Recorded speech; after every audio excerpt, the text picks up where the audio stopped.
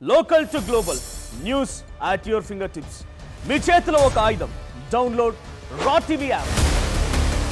Media legend Ravi Prakash is back. ఏపీలో జరుగుతున్న పరిణామాలు రాష్ట్ర రాజకీయాన్ని కుదిపేస్తున్నాయి. మాజీ మంత్రులు ఇండ్లపైన దాడి చేయడం, తగలబెట్టడం పైన వైసీపీ పార్టీ రియాక్ట్ అయింది. ఫోర్త్ రౌండ్ పోలీస్ స్టేషన్లో ఫిర్యాదు చేసేందుకు మాజీ ఎమ్మెల్యే కాట్సాని రాంభూపాల్ రెడ్డి వచ్చారు. సార్ చెప్పండి, ఈరోజు ఏమని ఫిర్యాదు చేశారు, ఎందుకు వచ్చారు? ఇప్పుడు తిరుపతి లడ్డు మీద అనవసరంగా ప్రాపగండ చేస్తున్నారు. అయిపోయింది, చేసినారు. కొవ్వు ఉందని, కొవ్వు లేదని సిబిఐ వాళ్ళు రిపోర్ట్ ఇచ్చేసినారు. దాని మీద తెలుగుదేశం నాయకులు బ్యానర్స్ పెట్టి, వాల్ పోస్టర్స్ పెట్టి ప్రాబ్లం క్రియేట్ చేస్తున్నారు. అంటే హిందూయిజం ఉండే వాళ్ళ మనోభావాలను దెబ్బకొట్టే విధంగా మొత్తం తిరుమల దేవస్థానం ప్రసాదం మీద చేసినారు. ఇప్పుడు హిందూయిజాన్ని ఇంకా ఇబ్బంది పెట్టే పరిస్థితి ఉంటే కష్టమైపోతుంది. దీనివల్ల రెచ్చగొట్టే పరిస్థితి అయిపోతుంది కదా. మనం గుంటూరు కానీ విజయవాడ కానీ తెలుగుదేశం నాయకులే అంబటి రాంబాబు, జోగి రమేష్ ఇళ్ల మీద దాడి చేయడం జరిగింది.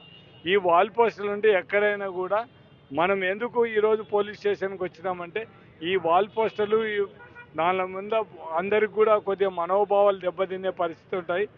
ఒకవేళ రెండు గ్రూపులు ఒకవేళ గలాట అంటే ఒకరొకరు ఘర్షణకు పూలుకుంటే పరిస్థితి ఉంటుంది. కాబట్టి అటువంటిది నివారించండి.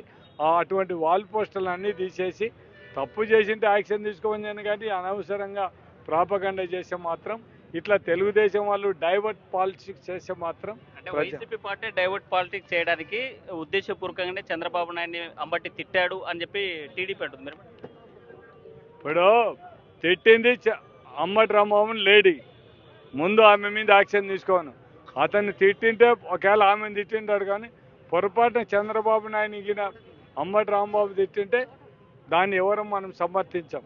ఒకవేళ దానికి రాంబాబు ఒకవేళ తిట్టిండే అది మాత్రం ఏ రాజకీయ నాయకుడు మనం ఒకవేళ ఆయన మాట అంటే ఎక్స్క్యూజ్ ఇవ్వమని చెప్పినాడు. ఒకవేళ నేను అట్లా మాట్లాడిండే.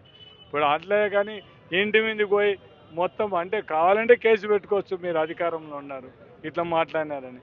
ఇంటి మీద పోయి లేడీస్ని చూడకుండా ఇంట్లో ఫర్నిచర్ అంది ధ్వంసం చేయడం, ఈ విధంగా ఏంది రాజకీయాలకు ఏంది మీరే నాంది పోస్తున్నారా? రేపొద్దున ఎవడు అధికారంలో అంటే వాడి ప్రతిపక్షంలో ఇళ్ల మీదకి పోయి దౌర్జన్యం చేయొచ్చు. పోలీసులు కూడా చూసి ప్రేక్షకుల పాత్ర వహించాలని మీరే ఇప్పుడు అందరు కూడా డైరెక్షన్ ఇస్తున్నారా? మీ వాళ్ళు కర్రలు తీసుకొని నిలవనే కూడా ఏం మాట్లాడలేని పరిస్థితుల్లో పోలీసు వాళ్ళు ఉన్నారంటే రేపు రాబోయే అధికారం ఎవరున్నాయని కూడా ఈసారి మీరు కట్టెలు తీసినే పొద్దున ఏమైనా తీసుకొస్తే మీరే ఇండికేషన్ ఇస్తున్నారా? ఒక్కసారి ఆలోచన. రాజకీయంలో ఉండే వాళ్ళం ఖచ్చితంగా మనం ప్రజలకు మంచి జరగడానికి ఆలోచన చేయాల్సిందే, కానీ చాలా వరకు లా అండ్ ఆర్డర్ ఇబ్బంది లేకుండా చూడాల్సిన పరిస్థితి. అట్లాంటి మనమే రెచ్చగొట్టి ఎట్లా ఒక్కసారి ఆలోచించామని వాళ్ళకు విజ్ఞప్తి. రాష్ట్రంలో జరిగేటువంటి పరిణామాల మీద యాక్షన్ ప్లాన్ ఏంటి వైసీపీ? మా కార్యకర్తలు మా నాయకుడు ఖచ్చితంగా రక్షించాల్సిందే. ఇప్పుడు కార్యకర్తలకు ఏమైనా ఇబ్బంది అయితే పార్టీ తరఫున మేము సపోర్ట్ చేస్తాం.